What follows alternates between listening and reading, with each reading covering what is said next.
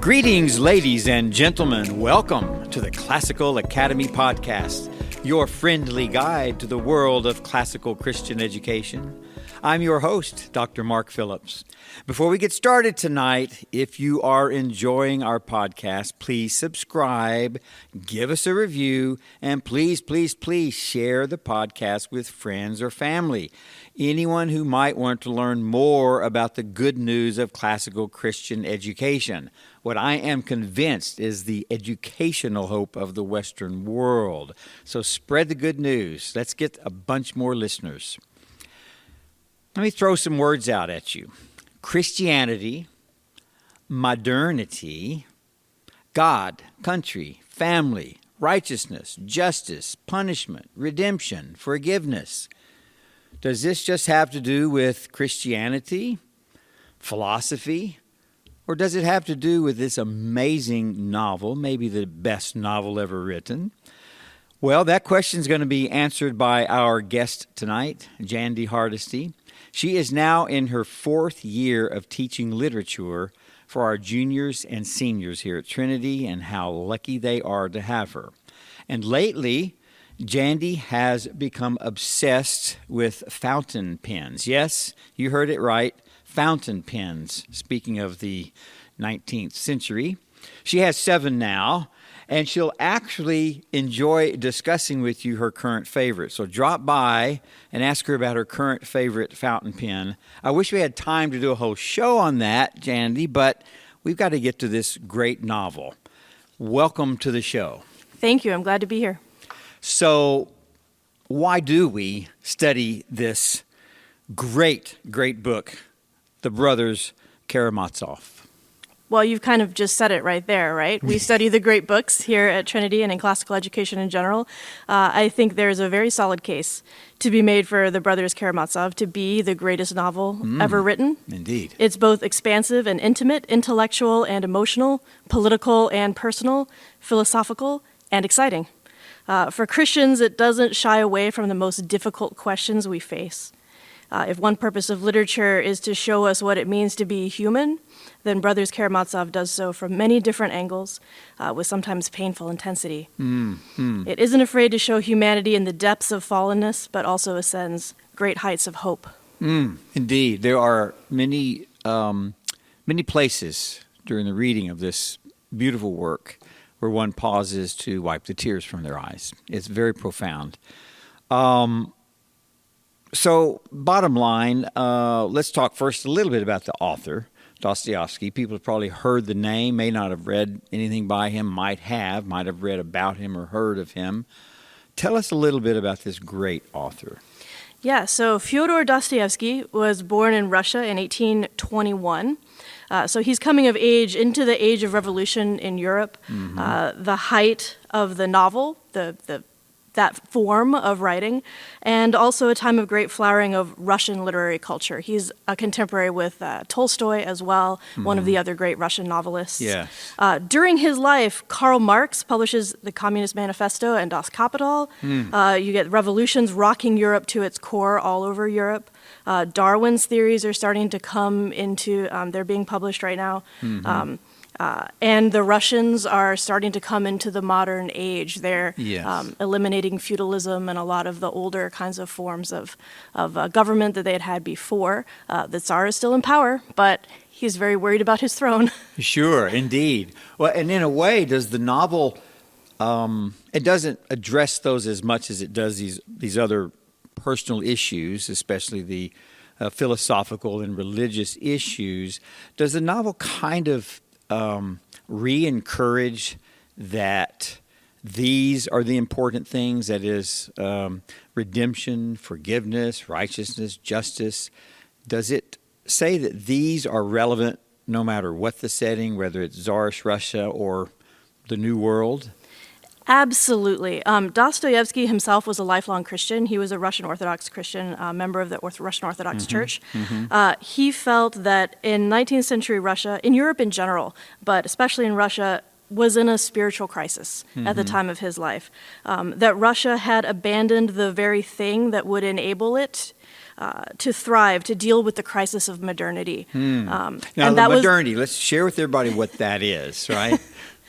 All right, so when I speak of modernity, I'm talking about a mindset that kind of came in with the Enlightenment, Yes. a reliance on science alone as the source of truth, of knowledge, moving away from religion and from God as the source of being, the source of knowledge and truth, and a reliance more on humanism in the sense of man is Yes. the main point of everything and not God. So it's kind of a cultural worldview where mankind is doing what he's always done best, try to build the Tower of Babel, and we don't need God. We now have science, which of course I'm a science professor myself, and I realize science was founded in Christian theology, and they were forgetting that.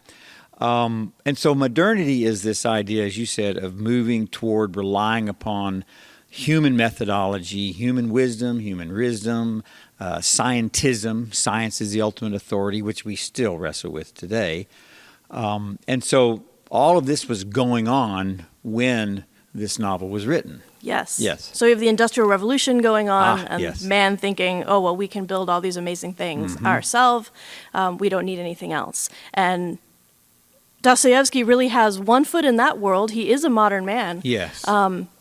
And yet he's also saying, oh, wait a second, we are losing something that is essential to who we are as humans. We are losing our spiritual focus and our understanding of our traditional, our historic sense of self in Christianity. Yes. And so he shares this through the way the characters wrestle with those very things. Anything else about the context that I think the listeners would like to hear? We've got this, we're in Tsarist Russia, but as you said, it's they're starting to realize, oops, something's going on here. And we all know what happened later on in the beginning of the 20th century. And it's modernity. Any other context that would be helpful to them to understand why we wrestle with this novel? Because it's not the easiest thing for high schoolers to read. No, definitely not. In fact, I've recently just read an article where a classical educator said we shouldn't read. I wouldn't put Brothers Karamazov in the high school curriculum because it's too hard for them. But I have now 3 years of experience saying it's not too hard for them. No, they can definitely rise to this challenge of reading this novel. In one sense, I don't think there's any context necessary. Because it is a story of a family, of a group of people who are mired in sin. And I think we can all understand that, Sure. even without the context. There is a wider context that helps understand little details of the story in the wider world. But what I tell students when we start it is that Dostoyevsky is in some ways the first modern novelist. He's prefiguring big words like existentialism and the philosophies that will become prevalent in the 20th century. Yes. So we can see the beginnings of those things. He's working in a time of great political and philosophical upheaval, but the question he's asking is one that we've been asking for all of eternity. All of human eternity, yes, all human right? history, yes. All of human history. And that is, how can a good God allow suffering in his world, and what should our response be to the suffering that we see around us? Yes, the question of theodicy, and here we see that. So I'm sure everybody out there saying, okay, sounds great. What's this novel about? So maybe we can give them a little overview of the Brothers K. Sure. A father, 3 sons. We are told the father will die on the first page, so that's not really a spoiler. His death then becomes the crux of the story, though. This is a murder mystery. Did one of his sons kill him? The hot-headed Dimitri, perhaps, a copy of his father in many ways, in open conflict with him over his inheritance? Or coolly intellectual Ivan, whose philosophical works suggest there is no objective morality, that everything is permissible? Or angelic Alyosha, in training for monkhood, who certainly can't approve of his father's debauched life? Fathers and sons, the Karamazov blood runs in all of their veins. Is vice inherited? Is it communal? Who bears the guilt when everyone wants him dead? The first half of the book lays out a lot of these philosophical ideas. The second half puts them into practice. What happens when we actually put some of these modern ideas into our lives? Sure. So in a sense, as Jesus said, when you are angry, with your brother, you're committing murder against him in your heart. And in that sense, all three of the sons struggle with this. Even the younger, who is comes across as, I guess, the symbol of the voice of God in many times. Certainly his mentor does. Yeah, and even he struggles. Yes, indeed. So Dimitri's the oldest, right? Yes. And he's the one most like his father in many ways, yes? Yes, and also the one in greatest conflict with him. Yes, indeed. And the middle son, he's the modernist man, isn't he? He is the atheist, intellectual, the smart one, the head. Yes. And yet, where does his philosophy lead? Yes. Now, does the familial brotherly love, in spite of their flaws, does it bleed out in the novel? In other words, is family and blood runs thicker than water? Does that theme ooze out anywhere? Is family part of what this novel's about? I would say absolutely family is about what the novel is about. Yes. But it is these sons and this father, but it's also the whole community, because ultimately the whole community is brought into this conflict among this family. And Dostoyevsky is very concerned not just with what individuals do or what families do, but with how those actions are, what the ramifications are for the whole community. Mm-hmm. Are you going to be producing virtue or vice, not just in yourself as an individual, but in the community that you are a part of? Sure. And of course, we don't want to spoil the ending. Like you said, it's not a spoiler that the father's murdered, because we know that right from the beginning. That's the mystery. Who did it? When you're first reading it, it's like, well, obviously Dimitri did. He's the hothead. He's the one like his dad. His dad would be the most likely murderer. So we're the eldest son who's like his dad. But it's not that simple, is it?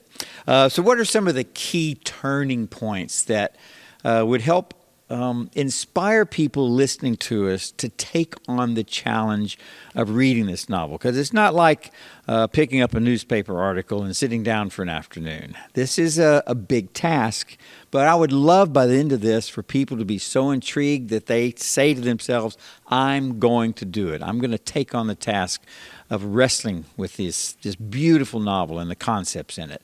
What are some of the key turning points that might intrigue them? All right, well, I will say, if you're trying to read this book and you're struggling in the first half, that's okay. Just if you make it to the second half, that's where it gets very exciting. Hang in there, right? Yeah, hang in there. There's a lot of the exciting things, the murder investigation, the trial, all those kinds of things are in the second half. The first half, though, is incredibly important in setting up what the stakes are for this and what the philosophical questions are that are being played out practically in the second half. So with students, we actually focus a lot in the first half so that they really understand what is in play here philosophically for the second half. So I would think the first half, first of all, it really helps in understanding some of the subtleties of, like you said, the second half is more exciting from the dramatic perspective, but without the first half, it's not as rich because you have all this philosophical framework. So that must certainly shape and form the students. How does it? What are these philosophical ideas, and how does it form the students? Absolutely. I consider Brothers Karamazov kind of the capstone book of 12th grade, both because it's philosophically dense and difficult, but also it's very practical in how to actually approach some of these philosophical questions. 12th literature has kind of a loose theme of how should we live, thinking especially now that students are going to be leaving Trinity, they're going to be leaving the Trinity bubble, right, to go off and encounter people from other backgrounds and with other belief systems. Brothers Karamazov is very special in that it is from a Christian point of view, but it does not sugarcoat anything, and it's very forthright about the kinds of challenges that Christians need to be able to face, both philosophical and practical. The problem of evil that we talked about before, God allowing suffering in his world. The dangers of warped desires. Do we love the right things? Do we love things in the right way? In a world that's very focused on knowing the right things, Brothers Karamazov insists that we love the right things and that we love them in the right way. We focus a lot when we're studying the book on its idea of active love, which is a self-sacrificial kind of love for those people in front of you, the people that you see right in front of you in your community suffering. What should you do to help them? We focus a lot. The idea of community is very strong in the book. That what you choose to do doesn't only affect yourself; it affects all of those around you. And that influence, you can influence others to good or evil just based on the things that you yourself choose to do. This is a powerful antidote, I believe, to our individualistic and egocentric age. It challenges students to not just know or think the right things, but to love and do the right things. So it does affect the way they think, the things they care about. How do you see them challenged? Well, a lot of these things are things that students haven't even considered before, especially when we come across Ivan Karamazov and his argument for why God, he actually believes in God. At some point, he seems to be an atheist, but he believes in God. He just believes that God is bad because God allows suffering in the world.